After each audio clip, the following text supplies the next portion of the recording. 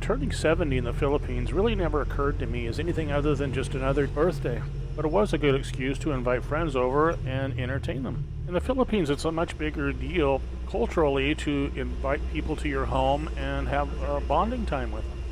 Now, that's something I really hadn't been able to do in the 3 years that I've been here. Then again, I've been spending a lot of money on the house, and I was getting closer and closer to being finished so I could get back out on the road, which is my dream.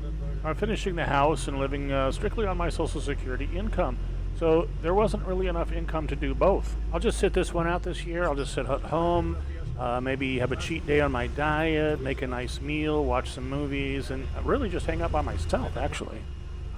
Anyway, a guy who is new to the Philippines, new to Porac, he had asked me to go along with him to renew our passports. It's my time for me to renew my passport and him as well. So the footage you're looking at is of that trip on the way to renew passports. What I'm sharing with you here is the random thoughts I had as we were rolling down the road, reminiscing about my life at 70 after 3 years in the Philippines. Keep in mind what I'm chatting about is coming from a totally different mindset than I had a couple of years before I got here, on my way here, or when I landed. I was basing what my life would be like here based upon everything I had ever known. So the alternative, natural, normal life here, it never even occurred to me because I had never experienced it, even though I'd been to the Philippines a couple of times for just about a month each. Now, I'd watched hundreds of hours of videos from all the usual suspects about what life would be like when you get to the Philippines.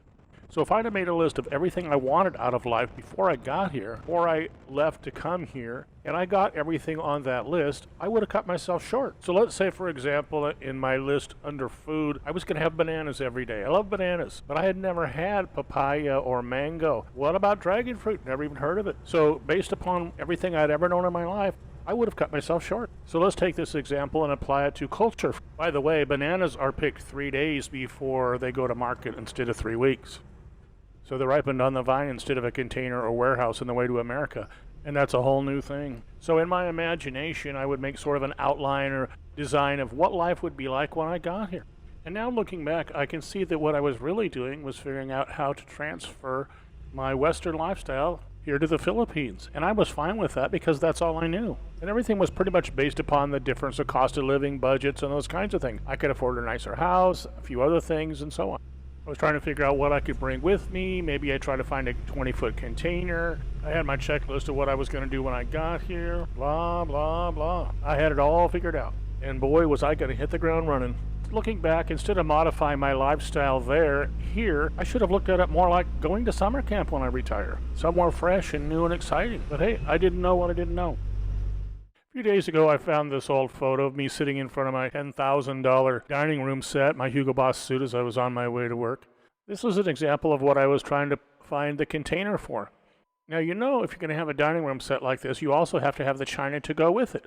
If you got the china, you have to have the proper silverware, linens, and so on. And then there's the living room and bedroom. And what about the jukebox that used to belong to a famous rock star? You see where I'm going with this? Okay, so let's say I did that. Now that I have all of this wonderful furniture and everything that goes with it, I've got to find some place to house all this stuff. I've got to find a house that will accommodate everything that I've transferred here. Now that would have added a huge amount to my budget, especially where I had planned on living when I got here. Now there went the financial freedom and all the traveling I planned on doing. So the only thing that would have changed in my life is the geographics. And man, would I have cut myself short. Today, life's an adventure. Today, my life is not grounded in everything that I'd ever known or all of the things that I'd accumulated throughout my life. Today is an absolute adventure every day and completely different than anything that I'd ever done before or imagined. It's like an absolutely new life, starting from scratch, and it's not influenced by all of the worldly possessions that I had brought along with me. In November, I just paid my rent for the entire year, so my next rent is due next November. I literally could get up at this very moment, walk out the door, and fly anywhere in the Philippines, stay for at least a week, and fly back. That is financial freedom, my friends, and I would not have had that if I had moved my life from America to here. Today, I'm traveling to see a volcano or a waterfall or a nice white sand beach somewhere, instead of sitting around dusting off the treasures I've collected over my life. I've been here 3 years and I haven't met a single Jones. I got nobody to keep up with. My new normal today never even occurred to me. I mean, I'd seen it and heard about it and Minimalist and other people, but it was never anything that I aspired to. I sort of evolved into it, and one day I realized that I was so much happier today than I would have been had I evolved into a modified me, which is what I'd set out to do. Now, I wasn't unhappy in San Diego. I'd had a good life, and I'd had a good run, but I wasn't ready to say, and he lived happily ever after. I wanted another chapter or two before that. I didn't exactly peak in high school, and I didn't want to sit around and overstuffed recliner watching reruns clipping coupons. The more traveling I do and the more adventures I have, the happier I am about the way things have turned out. Now, I had been here a couple of times for about a month each, probably total about 2 months. On my trips here before, I had been traveling, so I really hadn't immersed myself in the local culture. It was from a tourist point of view where I was enjoying the sights and scenery, but I had no intention of living here. That was back in 2014, 2016. I didn't really pay that much attention to the actual culture, and I hadn't been around long enough to develop those interpersonal connections and the experiences you make with people that influence your evolution. Let me give you another example. I had a relationship with a girl here, and I asked her, I said, what is it about me that you find attractive? She said, because you're so kind.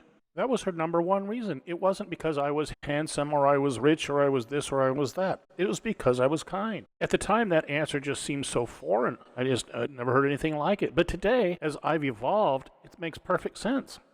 It's no longer Western thinking, but as I look back, I'm fine with that. These are examples of how I have changed and how life is today as I'm looking back. I've also figured out that when I'm reminiscing, I'm really only reminiscing about the last 3 years since I've been here. I've just changed so much in the last 3 years. I just really don't relate to the mindset that I had when I got here. When I was reminiscing, I realized I couldn't even imagine how my life would be today if I just transferred everything over here. I don't believe the Philippines would have been my first choice if I had double or triple the income. But I can tell you, if I had a raise to double or triple the income today, I would definitely stay knowing what I know and having changed as I have. These are the thoughts that I was having on my birthday after 3 years in the Philippines and turning 70 years old. You know, looking back, if I could give myself some advice, the younger me at 67, I would say, don't be in such a rush to drop anchor. Don't be in such a rush to buy a house, make long-term commitments. You might wake up 6 months to a year from now and realize that, hey, mango, papaya, and dragon fruit, those are my new favorite. Instead of getting in a big rush to get settled down, try being in a big rush to be on vacation for a while. Anyway, with all of the positive realizations I'd had reminiscing throughout the day, I was happy just to head home. I was going to have a quiet night, just be hanging out. And I was happy. I was in a good mood from all those positive thoughts that I had. As I walked home and I walked through the gate, I was in my happy place. I don't remember being happier anywhere ever. My little project house here in the province. I mean, what more could I ask for? My biggest waste of time when I came here was trying to transfer my Western lifestyle here to the Philippines. I wasn't really leaving room to be influenced by what was all around me. It took me a good 6 months just to allow myself to evolve away from bananas as my favorite fruit. Finally, along the way, I tried the mango, I tried the papaya, and even discovered dragon fruit. And that, my friends, is when my life really started to evolve. Now, I still have the best of the West, but I've acquired some experiences that have really enhanced and enriched the quality of my life. I hope you've enjoyed the video, and if you haven't subscribed, how about a birthday present?